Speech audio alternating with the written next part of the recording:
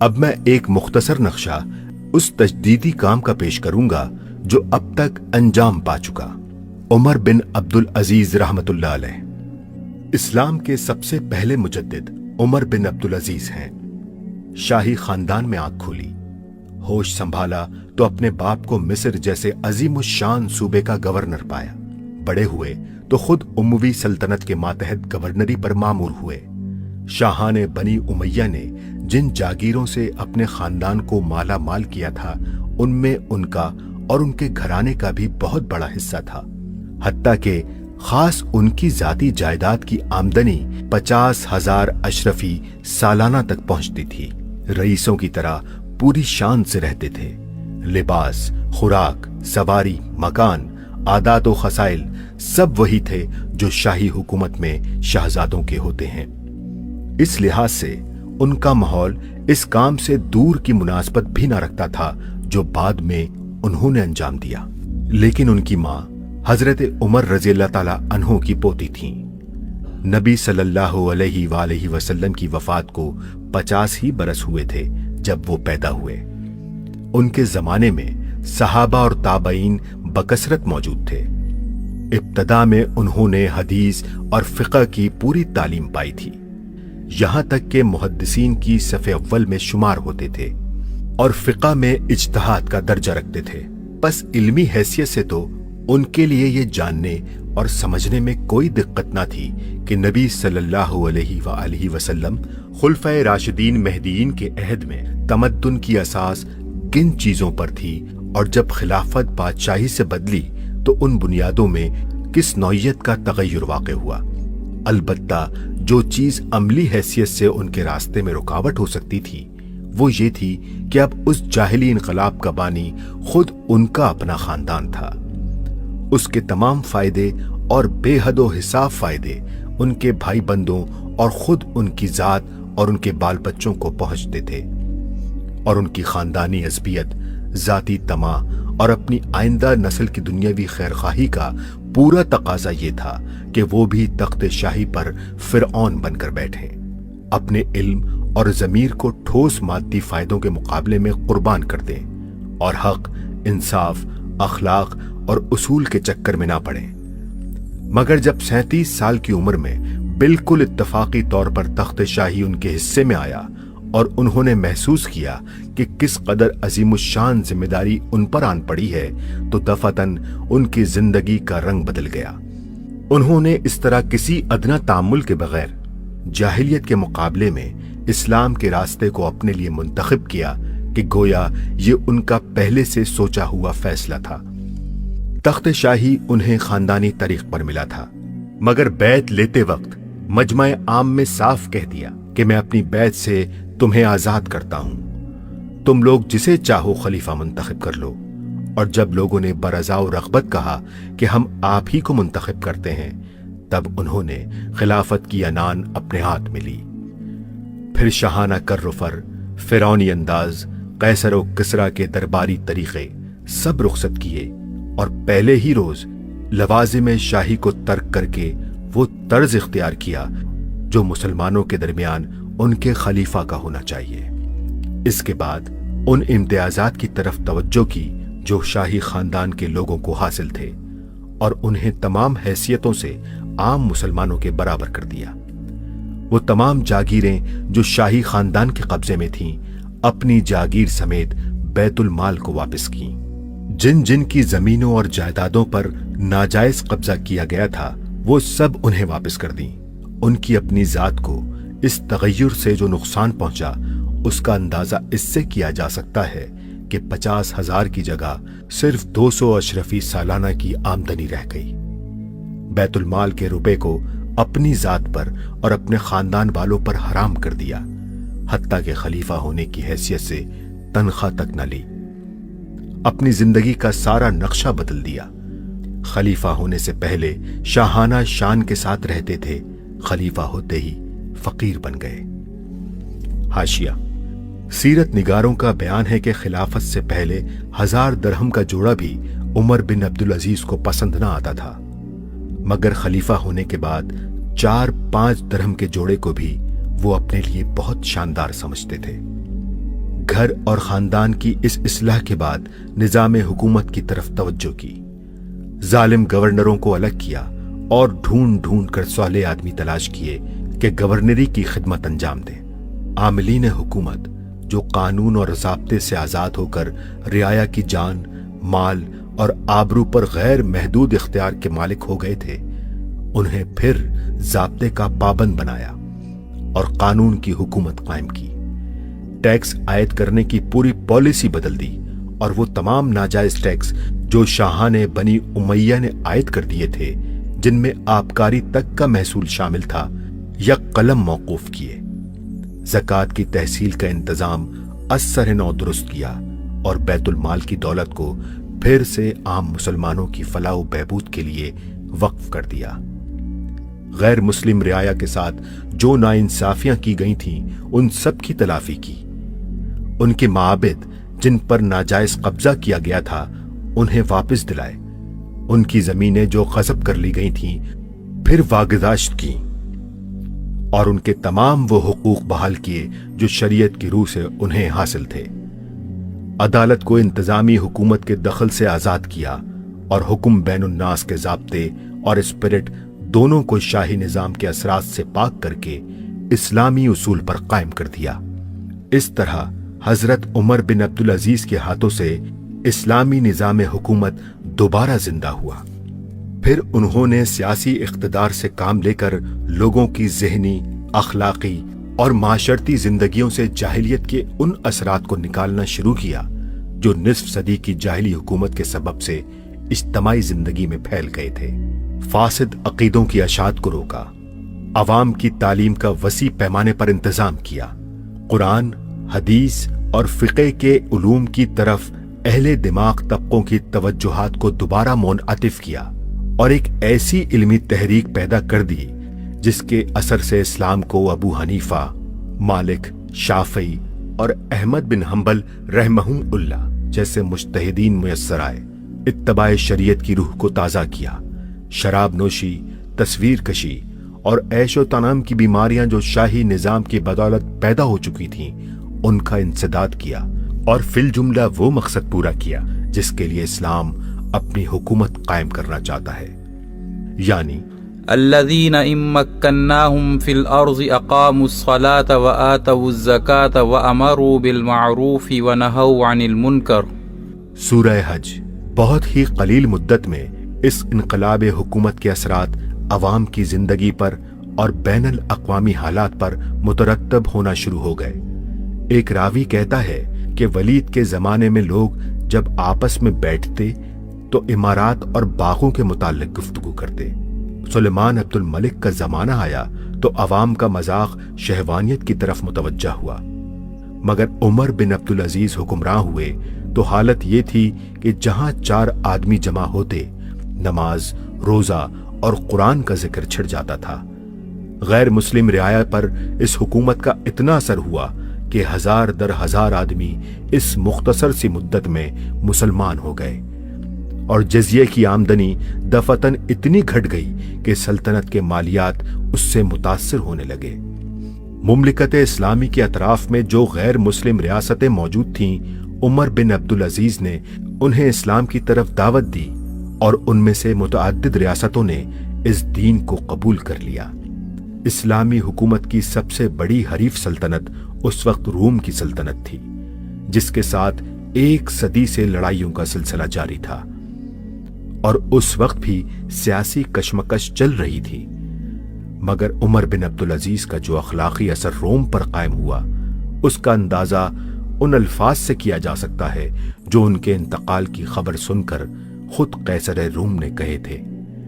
اس نے کہا کہ اگر کوئی راہب دنیا چھوڑ کر اپنے دروازے بند کر لے اور عبادت میں مشغول ہو جائے تو مجھے اس پر کوئی حیرت نہیں ہوتی، مگر مجھے حیرت ہے تو اس شخص پر جس کے قدموں کے نیچے دنیا تھی اور پھر اسے ٹھکرا کر اس نے فقیرانہ زندگی بسر کی۔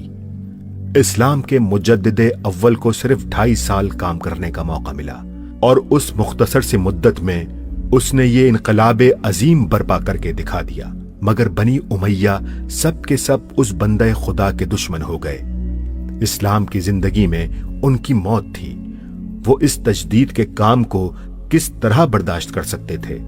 آخر کار انہوں نے سازش کر کے اسے زہر دے دیا اور صرف 39 سال کی عمر میں یہ خادم دین و ملت دنیا سے رخصت ہو گیا۔ جس کار تجدید کو اس نے شروع کیا تھا، اس کی تکمیل میں اب صرف اتنی کسر باقی رہ گئی تھی کہ خاندانی حکومت کو ختم کر کے انتخابی خلافت کا سلسلہ پھر سے قائم کر دیا جاتا۔ یہ اصلاح اس کے پیش نظر تھی اور اس نے اپنے اندیے کا اظہار بھی کر دیا تھا، مگر اموی اقتدار کی جڑوں کو اجتماعی زندگی سے اکھاڑنا اور عام مسلمانوں کی اخلاقی و ذہنی حالت کو خلافت کا بار سنبھالنے کے لیے تیار کرنا آسان کام نہ تھا کہ 2.5 برس کے اندر انجام پا سکتا۔ اب آئیے، یہ جو مجددین کا تصور میں نے پیش کیا ہے، اس سلسلہ مجددین کی پہلی کڑی ہے حضرت عمر بن عبدالعزیز رحمت اللہ علیہ، جنہیں ہمارے ہاں 5واں خلیفہ راشد بھی کہا جاتا ہے۔ ولادت سن 61 ہجری کی ہے، انتقال ٹھیک 40 برس کی عمر میں 101 ہجری میں ہو گیا۔ خلافت صرف 2 سال حضرت ابو بکر کی طرح، سن 99 ہجری سے 101 ہجری۔ خود یہ مروان بن حکم کے پوتے تھے۔ بنو امیہ کے جو خلفاء ہیں ان کی 2 شاخیں ہیں۔ امیہ کے 2 بیٹوں سے جو شاخیں چلی ہیں، ایک حرب سے چلی ہے، اس میں ابو سفیان تھے لیکن وہ خلیفہ نہیں تھے، لیکن امیر معاویہ، پھر یزید کا بیٹا تھا معاویہ ثانی۔ دوسری شاخ جو تھی وہ مروان ابن حکم سے چلی ہے، اور اس میں ہے اصل میں جو 10 خلفاء آئے ہیں بنو امیہ کے۔ یہ مروان بن حکم کے پوتے تھے، لیکن ان کی والدہ حضرت عمر کی پوتی تھی۔ یہ جو امتزاج ہوا ہے، یہ جو حضرت عمر فاروق رضی اللہ تعالیٰ عنہ کا خون ان کی رگوں میں پہنچا ہے، اب وہ بڑا مشہور واقعہ ہے، دلچسپ واقعہ ہے کہ حضرت عمر ایک روز اپنی رات کی گشت پر تھے، جو آپ خبر گیری کے لیے رات کو سفر کرتے تھے شہر کے اندر، تو آپ نے دیکھا small hours of the morning, صبح کا فجر سے کچھ وقت پہلے کا وقت ہوگا، ایک گھر میں سے آواز آ رہی ہے ماں بیٹی کی گفتگو کی۔ ماں نے کہا بیٹی بکریوں کا دودھ نکال لیا، دہو لیا؟ کہ ہاں امی۔ اچھا اس میں کچھ پانی ملا دو۔ میں نے کہا امی آپ نے سنا نہیں، خلیفہ نے منادی کرائی تھی کہ دودھ میں پانی ملانا غلط ہے، ہرگز کوئی پانی نہ ملایا جائے۔ ماں نے کہا تو بیٹی خلیفہ یہاں کوئی موجود ہے، کوئی دیکھ رہا ہے، پانی ملا دو۔ بیٹے نے کہا کہ امی خلیفہ نہیں ہے، اللہ تو موجود ہے، اللہ تو دیکھ رہا ہے۔ حضرت عمر نے وہ بات سن لی، اس گھر کو آپ نے تاک لیا اور جا کے اپنے بیٹے عاصم سے کہا کہ وہاں رشتہ کر لو۔ وہ ہے لڑکی پھر جس کے نسل سے یہ حضرت عمر بن عبدالعزیز یہ پیدا ہوئی۔ تو یہ در حقیقت پوتی ہے حضرت عمر فاروق کی، ان کی والدہ ام عاصم، اور یہ خود پوتے تھے مروان بن حکم کے۔ اور جو 8واں خلیفہ تھا بنو امیہ کا سلیمان، اس کی وصیت کے مطابق یہ خلافت ان کو ملی تھی۔ اب آپ ذرا یہ سوچئے، جائزہ جو ہمیں آج لینا ہے، اس وقت تک دین کے اوپر کون سے گرد و غبار آئے تھے کہ جن کو حضرت عمر بن عبدالعزیز نے صاف کیا؟ ابھی 100 برس بھی نہیں ہوئے حضور کے انتقال کو، ابھی یہ 90 برس ہو گئے ہوں گے یا 80-85 برس ہو گئے۔ عقائد میں کوئی ٹیڑھ نہیں آیا، ابھی کوئی یونان کا فلسفہ نہیں آیا، ابھی کہیں کوئی منطق نہیں آئی، کچھ نہیں آئی۔ عقائد سیدھے سادہ جو عربوں کے تھے وہ ہے۔ اعمال میں بھی کوئی تبدیلی نہیں آئی، مسلمانوں کے اعمال اخلاق تقریباً وہی ہے۔ کچھ کمی ہو گئی، کوئی دنیا کی طرف زیادہ رغبت ہو گئی ہوگی، مال اور دولت دنیا سے زیادہ دلچسپی ہو گئی ہوگی بس، لیکن دینی اعتبار سے کوئی فساد، کوئی خرابی کوئی نہیں تھی۔ خرابی کہاں آئی تھی؟ نظام حکومت میں خرابی آئی تھی۔ فرق کہاں آیا؟ خلافت راشدہ شورائی حکومت تھی، جبکہ اب جو حکومت بنو امیہ کی بن گئی، جسے حضور نے ملکن کہا ہے، ملوکیت، تحکمانہ انداز، ہمارا اختیار ہے، جو ہم چاہیں گے کریں گے۔ زمین و آسمان کا فرق واقع ہو گیا۔ وہاں خلیفہ کا انتخاب ہوتا تھا مشورے سے، امرہم شورا بینہم ان مشورت المسلمین۔ یہاں اب خلافت ہو گئی قبائلی، بنو امیہ، بنو عباس، اور موروثی ہو گئی، باپ کے بعد بیٹا، بیٹے کے بعد پوتا۔ وہاں بیت المال مسلمانوں کی ملکیت، مسلمانوں کی امانت تھا خلیفہ کے پاس، اور خلیفہ کا حق اس میں صرف اتنا تھا جیسے کہ حضرت ابو بکر نے فرمایا، حضرت عمر نے فرمایا، اور یہی بات عمر بن عبدالعزیز نے کہی کہ جتنا حق کے قرآن نے دیا ہے کسی مسلمان کو، اگر اس کی زیر کفالت کو یتیم ہو، یتیموں کا مال بھی ہے، اس کی دیکھ بھال وہ کر رہا ہے، تو جو ولی ہے یتیم کا، اگر وہ غنی ہے تو اسے ایک پیسہ بھی لینا یتیم کے مال میں سے حرام ہے، لیکن اگر وہ خود محتاج ہے تو وہ ضرورت کے مطابق اس سے لے سکتا ہے، جتنا کچھ بھی ایک یتیم کا ولی یتیم کے مال میں سے لے سکتا ہے، اس سے زیادہ خلیفہ کے لیے بیت المال سے لینا جائز نہیں ہے۔ یہ معاملہ تھا ابو بکر صدیق کا، عمر فاروق کا، عثمان غنی کا، علی مرتضیٰ کا رضی اللہ تعالیٰ عنہ اجمعین۔ لیکن اب آ کر دور بنو امیہ میں یہ جو خزانہ تھا یہ ذاتی ملکیت بن گیا، جس کی بنا پر عیش و عشرت بھی ہوئی، اور داد و دہش، جس کو چاہا جو چاہا دے دیا، جس کو چاہا اشرفیہ بخش دی، جس کو چاہا جو ہے نواز دیا، جس کی چاہا وفاداری خریدنے کے لیے خزانے میں سے بیت المال میں سے پیسہ خرچ کر دیا۔ پھر عوام کے حقوق، یہ جو آپ کو ہیومن رائٹس کا تصور آج ملتا ہے دنیا میں، کسی شخص کو محض شبے کی بنیاد پر گرفتار نہیں کیا جا سکتا، اظہار رائے کی پوری آزادی ہے، ایک عام آدمی بھی خلیفہ ہے، اس کو ٹوک سکتا ہے کہ یہ کرتا آپ کا کہاں سے بن گیا، یہ تو ان عمری چادروں کا بنا ہوا ہے کہ جو مال غنیمت میں آئی تھی، اور ہر مسلمان کو جتنا ٹکڑا بنا اس سے کرتا نہیں بنتا۔ آپ کا کرتا ہم دیکھ رہے ہیں، آپ نے اس کی عمری چادر کا بنا ہوا کرتا پہنا ہوا ہے، ہاؤ کم، کیسے بن گیا؟ آپ ہم میں ہے بھی طویل القامت انسان۔ اور حضرت عمر ناراض نہیں ہوئے کہ مجھ پر میرا ذاتی معاملہ ہے، بلکہ کہا حضرت عبداللہ ابن عمر سے اپنے بیٹے سے کہ بیٹے آپ وضاحت کر دیں۔ ان کا کہ نہ میرا کرتا بن رہا تھا نہ ابا جان کے، میں نے اپنا حصہ جو ہے کپڑے کا وہ بھی ابا جان کو دے دیا۔ ان کا ٹھیک ہے، الآن نسمع ونطیع، جی اب فرمائیے ہم سنیں گے، اطاعت کریں گے۔ وہ حزب اختلاف کا وہ رول نہیں تھا کہ خواہ کچھ بھی ہو مخالفت کرنی۔ ایک بوڑھی عورت ہے وہ ٹوک رہی ہے، عمر تم کون ہوتے ہو ہمارے حق مہر کے اوپر حد بندی کرنے والے؟ سیلنگ اس سے زیادہ نہیں ہوگا، تم کون ہوتے ہو؟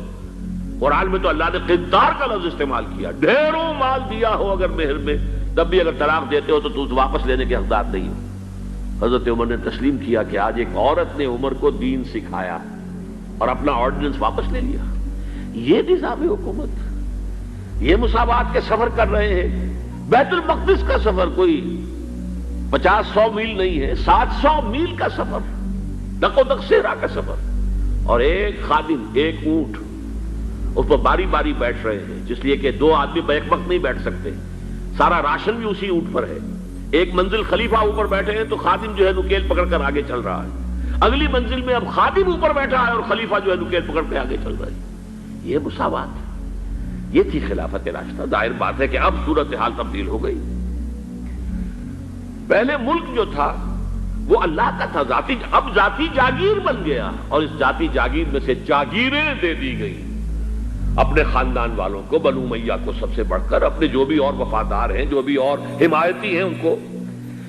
اس کے علاوہ جس کے لیے حضور نے اسے ملکن اعظم کہا ہے، ملکن اعظم، افضا یعوذ کہتے ہیں دانتوں سے کاٹنے کو، کاٹ کھانے والی، کٹ کھنی، جیسے کاٹ کھانے والا کتا ہوتا ہے، کٹ کھنا کتا، تو یہ کٹ کھنی ملوکیت، اس کے لیے نوٹ کیجئے اسی دور میں حضرت عمر بن عبدالعزیز سے پہلے اسی دور بنو امیہ میں سانحہ کربلا ہوا، عظیم ترین سانحہ۔ پھر واقعہ حرہ ہوا، 3 دن تک مدینے کو حلال کر دیا گیا فوجیوں کے لیے، جس طرح چاہو لوٹو، جس طرح چاہو عصمت دری کرو، جو چاہو کرو، مال عزت سب تمہارے لیے جائز۔ مسلمانوں کے ہاتھوں ہوا یہ، اور مدینے کا ہوا، مدینے کا شروع ہوا۔ پھر اسی دور میں حضرت عبداللہ ابن زبیر کی شہادت ہوئی سن 73 ہجری میں۔ پھر حجاج ابن یوسف جیسا ڈکٹیٹر اسی دور میں تھا۔ سینکڑوں تابعین کو جس نے ذرا کوئی بات کہہ دی، جس کے بارے میں ذرا اندیشہ ہوا کہ یہ جو بھی اس وقت کی حکومت ہے اس کے خلاف کوئی بات کہہ رہا، گردن اڑا دو، کوئی پوچھ تاچھ نہیں، کوئی مقدمہ نہیں، کوئی الزام لگا کر ثبوت کر دینے کی کوئی ضرورت ہی نہیں، سینکڑوں تابعی۔ حضرت عمر بن عبدالعزیز نے کیا کیا؟ دیکھیے ان کا تجدیدی کارنامہ صرف 3 نکات پر مشتمل ہے، یہ میں بتا چکا ہوں آپ کو۔ ابھی نہ عقائد میں کوئی کجی آئی تھی، نہ اعمال میں کوئی خرابی آئی تھی، عوام کے حکومت کے نظام میں تبدیلی ہوئی تھی، اب موروثی ہو گئی تھی اور تحکمانہ ہو گئی تھی۔ خلیفہ جو ہے وہ موروثی یا نامزد ہوتا تھا، اور یہ جاگیر بن گئی تھی اپنی ذاتی بیت المال۔ انہوں نے 3 ہی کام کیے۔ نمبر 1، ان کو خلافت ملی تھی اصل میں سلیمان جو ان سے پہلے خلیفہ تھے ان کی وصیت کی بنیاد پر، لیکن یہ احتیاط کر لی گئی تھی کہ اگر کہیں یہ وصیت پہلے لوگوں کے علم میں آ گئی تو شاید لوگ بغاوت کریں اور حضرت عمر بن عبدالعزیز کو گوارا نہ کریں۔ لیکن یہ کہ انہوں نے یہ کیا جو اس وقت کے ذمہ دار لوگ تھے کہ پہلے وصیت لا کر وصیت پر بیعت لے لی گئی کہ یہ وصیت ہم تسلیم کریں گے۔ ابھی سلیمان کے انتقال کی خبر بھی نہیں دی گئی، اسے بھی چھپا کر رکھا ہوا تھا۔ اس کے بعد وصیت کھولی گئی اور حضرت عمر بن عبدالعزیز اور اعلان کیا گیا کہ سلیمان کا انتقال ہو گیا، تب لوگوں نے بیعت کر لی، کیونکہ بیعت تو کر چکے تھے، وصیت کی بیعت کر چکے تھے۔ اس وصیت میں سے عمر بن عبدالعزیز برآمد ہو گئے تو وہ بیعت خود بخود ہو گئی۔ لیکن انہوں نے جا کے اعلان کیا مجمع عام میں، لوگوں مجھ پر یہ خلافت کی ذمہ داری ڈال دی گئی ہے، بغیر مجھ سے پوچھے، بغیر میرے مشورے کے، بغیر میری خواہش کے، لیکن میں آپ کی گردنوں میں سے اپنی خلافت کے اس قلادے کو اتار کر پھینک دیتا ہوں۔ آپ جسے چاہیں اپنی آزاد مرضی سے مشورے سے خلیفہ بنا دیں۔ یہ پہلی اصلاح تھی، موروثیت ختم، نامزدگی ختم۔ اب اگر چاہتے ہیں آپ، اگر لوگوں کی رائے ہے ان کا مشورہ تو ٹھیک ہے۔ سب نے کہا بیک زبان ہم آپ پر راضی ہیں، ہم آپ ہی کو خلیفہ بنانا چاہتے ہیں۔ پہلی اصلاح تو یہ ہو گئی۔ دوسرا کام یہ کیا، جتنی جاگیروں کے ڈاکومنٹس تھے، دستاویزات، وہ سب طلب کیے۔ خود اپنے گھر سے اپنی بیوی کے سارے زیورات، عبد الملک بن مروان کی بیٹی سارے زیورات بیت المال میں داخل کرتی، اپنی جاگیر سب سے پہلے اپنی جاگیر کو ختم کیا۔ اس زمانے میں شیڈر تو تھے نہیں، مشین تو تھی نہیں، مسجد میں بیٹھے ہوئے تھے حضرت عمر بن عبدالعزیز، اور وہ ایک وثیقہ لایا جاتا تھا اور وہ قینچی سے کاٹ کاٹ کے پھینک رہے تھے۔ بڑا طوفان مچ گیا بنو امیہ کے لوگوں کے اندر، یہ کیا ہو رہا ہے؟ ایک وفد بھی آیا کہ دیکھیے آپ اپنے سے پہلے لوگ جو کچھ انہوں نے کیا تھا، آپ اب جو چاہیں آپ کریں، لیکن پہلے جن لوگوں نے جو کچھ کیا ہے اس کی نفی تو نہ کیجیے۔ حضرت عمر بن عبدالعزیز پوچھتے ہیں دیکھو اگر تمہارے پاس ایک فرمان ہو امیر معاویہ کا اور ایک ہو ان کے بعد کسی چوتھے پانچویں پشت کے اندر آنے والے کا، تو کس کے فرمان کو زیادہ اہمیت ہوگی؟ سب نے کہا امیر معاویہ کے فرمان کی زیادہ اہمیت ہوگی۔ تو فرمایا پھر میرے پاس فرمان جو ہے وہ امیر معاویہ سے بھی بہت پہلے کا ہے، میرے پاس اللہ کی کتاب ہے، قرآن ہے، میں اس کی روح سے طے کر رہا ہوں، لہذا ہو جائے کم وقت میں، کوئی ناراض ہوتا تو ہو۔ ساری جاگیریں ختم کر دی۔ نمبر 3 واقعہ یہ ہے کہ خود اپنی زندگی کے اندر جو عسرت اور جو تنگ دستی اور جو سادگی اختیار کی ہے، میں سمجھتا ہوں غالباً اس میں وہ حضرت ابوبکر حضرت عمر کو بھی مات دے گئے ہیں رضی اللہ تعالیٰ عنہ۔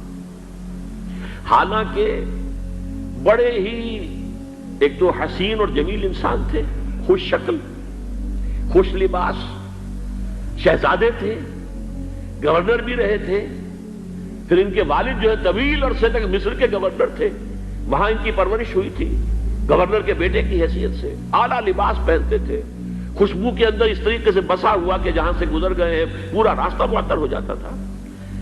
لیکن اب اچانک جو آیا ہے، جیسے ہی یہ بیعت ہوئی ہے خلافت کی، ان کی اہلیہ کہتی ہیں، حضرت فاطمہ ان کا نام تھا، کہ آ کر بیٹھ کر اور مسلے پر رونا شروع کر دیا۔ میں نے پوچھا کیوں، کیا ہوا؟ کہ یہ جو بوجھ مجھ پر آن پڑا ہے، یہ ذمہ داری، رونا شروع کیا۔ اور اس کے بعد واقعہ یہ ہے کہ انہوں نے ذاتی زندگی میں کپڑا صرف ایک جوڑا، 2 بھی نہیں، جمعے کے لیے بھی اس کے دھو کر سوکھنے کے لیے انتظار کرنا پڑتا تھا، تب جا کر پہن کر اس کو جمعے میں جاتے تھے۔ ایک دفعہ آئے ہیں اپنی بچیوں سے گفتگو کر رہے تھے تو بچیوں کو دیکھا، عجیب حال ہے کہ وہ جو بھی بات کرتی ہیں پھر اپنے منہ پر ہاتھ بھی رکھ لیتی ہیں۔ پوچھا کیا سبب ہے؟ کہنے لگی آج ہم نے صرف प्यास से रोटी खाई है, हमारे मुंह से बदबू आ रही होगी, हम नहीं चाहते कि आपको उस बदबू से तकलीफ पहुंचे। हजरत उमर रोने लगे, लेकिन कहा उन्होंने कि मेरी बेटियों, क्या तुम ये पसंद करोगी कि तुम्हें दुनिया की नेमतें मिले और ऐश हो और तुम्हारा बाप जहन्नम में जाए? उन बच्चियों ने फिर रोना शुरू कर दिया। सारे जेवरात खत्म, अपनी जागीर खत्म। वो आपने पढ़े होंगे वाकयात कि अगर चिराग भी है रात को, सरकारी काम कर रहे हैं, तो वो जो बैतुल माल के तेल से जो जलने वाला चिराग है वो रोशन है। खादिम ने आकर को घरेलू बात करनी चाहिए तो कहा पहले चिराग गुल कर दो फिर बात करो। जाती बात हो रही हो तो सरकारी जो तेल का चिराग है वो नहीं जलेगा। मैं ये समझता हूं, मैं अला वजील बसीरत कह रहा हूं कि मेरे नजदीक तो इस कदर शायद बारीक बीनी की बातें जो है मेरे इल्म में नहीं है कि हजरत अबू बकर और हजरत उमर, और फिर ये कि वहां कोई ऐसा कंट्रास्ट, साइमल्टेनियस कंट्रास्ट नहीं था। इसलिए कि हुजूर के साथ जिद्दोजहद करते हुए उनकी जिंदगियों में पहले भी फक्र और सारी इख्तियारी फक्र की कैफियत थी। यहां तो अचानक हुआ है कि उससे पहले एक बहुत खुशबाश, खुश लिबास, खुश शक्ल, बहुत ही हर तरह के नाजो नाम के अंदर पला हुआ इंसान, शहजादा, अचानक बोझ आया है तो जिंदगी के अंदर इनकलाब आ गया। ये है खलीफा अव्वल, खलीफा खामिस इनको कहा जाता है, खिलाफत राशिदा में शामिल किया जाता है। और ये है सिलसिला तजदीद खिलाफत की पहली कड़ी, और इसको हम कहेंगे ये तजदीद कामिल थी, क्योंकि अभी खराबी आई ही सिर्फ निजाम हुकूमत में थी, उसी को आपने दुरुस्त कर दिया। ये दूसरी बात है कि ये बहुत शॉर्ट लिव्ड रही है, बात आगे नहीं चली है, उनको जहर दे दिया गया, इसलिए कि ये बात ज्यादा काबिल बर्दाश्त नहीं थी बनु उमय्या के पूरे खानदान के लिए, कबीले के लिए। उन्हें गुमान गालिब यही है कि जहर देकर जो है उन्हें शहीद किया गया है। लेकिन बहरहाल ये पहली कड़ी है उमर बिन अब्दुल अजीज रहमतुल्लाह अलैह। तो जदों ये फिर हुकूमत गल पै गई, बिन चाह्या हुण भी लोग आंदे आ फलां पार्टी जित गई, फलां पर मुबारक आंदे ने, दस्तूर जो है जमाने का। हालांकि मुबारकबाद क्या जी देनी, इस्लाम के नुकता नज़र न जो मैं कुछ हदीसां तुहाडे सामने पढ़ो, हजूर ने दे नहीं पता कि हुकूमत का उहदा कोई एजाद नहीं, ना कोई मरतबा है, एक बहुत बड़ा इम्तिहान और मुसीबत है। ये फंस गए, तुम अजमाइश मुबतला हो गए, जे कदी मुबारक लैनी, कदी शाबाशां लैनियां, तुम ये समझो अल्लाह की अदालत हुण खड़े हो गए कि अगर ना पूरा कर सके अपनी गल्लां नूं तुहाडी शामत आ जानी। कोई मुबारक नहीं सी लैंदा ते ना मुबारक। हजरत उमर बिन अब्दुल अजीज नूं लोग पुराने रिवाज के मुताबिक गए, वो अपने हुजरे बैठे दरवाज़ा बंद कर, जदों वेख्या तो बैठे रोंदे सी। इन्हां जाके मुबारक दित्ती, उन्हां आख्या यार मुबारक मैनूं काहदी दिंदे जे मेरे को सौख कर कि मैं तो चढ़ते रहिंदे ते मुसलमानों का समझो देनदार हो गया। अगर एक आदमी ना जुल्म मेरी हुकूमत है, मैं की खुदा नूं अर्ज़ रसूल मूँह खाऊँ ते बदलिया इन्ना जी गल सुनानी तुहानूं कि रोज़गार ताला या जहान एक नवा बनाता हजूर ने जोड़ा लोग सोच भी नहीं सकते। कैसे रूम ने उत्थे ईसाई ने कहा, मैनू जो लोग दसदे भी फलां आदमी दुनिया छड़ के राहब बन गया, यार वो गिरजे चला गया, पादरी बन गया, उन्हें दुनिया छड़ दी थी, मैनू कभी हैरानी नहीं सुनी। ये पल्ले अगे की जड़ा ने छड़ दिता। मगर जो उमर का मैनू पता लगा भी वो शख्स जो रोज़ाना जोड़े बदलता और जी खुशबू जी थी उन्हें लोग पहचान नहीं दे गुजरिया, वो हुकूमत से आ गया तो यार बिल्कुल फकीर हो गया। और उन्हें जो खच्चर और गधे भी सी बंदे आख्या बेचो बैतुल माल जमा करो, मेरी सवारी ली तो गधा ही काफ़ी, मैं इन्नी सवारियाँ की करनी। और घर जाके अपनी बीवी ने आख्या फातिमा नूं, जिहदा बाप अब्दुल मलिक हाकम रहा, दो भरा हाकम लंघ गए, हुण आप खलीफा, बाकी दो भरा, उन्होंने जाके आख्या फातिमा जिहड़ा तेरे प्यो ने हार दिता सी तेनों जेर, वो सब नाजायज़ मुसलमानों का माल लुटिया, मेरा तेरा वक्त जिहड़ा लंघ गया, हुण मैं हो गया मुसलमानों का एक किस्म का नौकर, मेरे नाल गल कर रहा रहना ही तो हार वापस खजाने नूं कर दे, ते हार संभालना ही तो मेरे को तलाक ले ला, तो जा जाके जिहदियां आयाशियां करनियां भरावां नाल करनी। फिर उमर को उन्होंने शायद की आस कोई ना रखी, वो भी नेक हो गई। उन्हें आख्या उमर जे तू बदल गया तो मैं हार कर लैके की कर, बिल्कुल फकीर दरवेश। तो कैसर ने आख्या जेडे लोग राहब बन जाते दुनिया छड़ के, वो की सी उन्होंने पहले जरा छड़ गए। मगर उमर ने जिस दिन हुकूमत मिलने तो बाद सब कुछ छड़ दिता, ना वो खुशबुआं रही ना लिबास रहा। एक वक्त आया मुलाजम ने आख्या तू मेरे लिए कपड़ा खरीद के लिया, तो खरीद के लिया कपड़ा, उन्होंने पैसा का एडा भैड़ा लब्भा, तो उतो भैड़ा है ही नहीं सी उस दुकान। उन्हें आ के हजरत उमर ने इस तरह प्रथा ना मलिया तो कह लगे यार तू बड़ा नरम नाद के लैके आ गया, तो होर कपड़ा नहीं सी कोई सस्ता लब्भा, और रो पिया। उन्हें आख्या अमीर मैं वो भी वक्त मैं वेख्या जदों मैं आला तुआरा लिया तू आंदा ये चंगा नहीं सी लब्भा तू, अज ये मैं भैड़े तो भैड़ा लभ के आया, जो तू है ही नहीं भैड़ा कुछ, तू मैनू भी आखना नरम नाद के बदल गया। दुनिया ने वेख्या کہ 2 سال جو اس طرح اس زمین تے رہا جی میں اللہ تو ڈرن والا بندہ رہا. اس تو اللہ کے رسول دا اصل کارنامہ پیغمبر خدا دا اصل ہے کہ آپ نے دین و دولت نو دنیا اور حکومت نو ایک تھا کر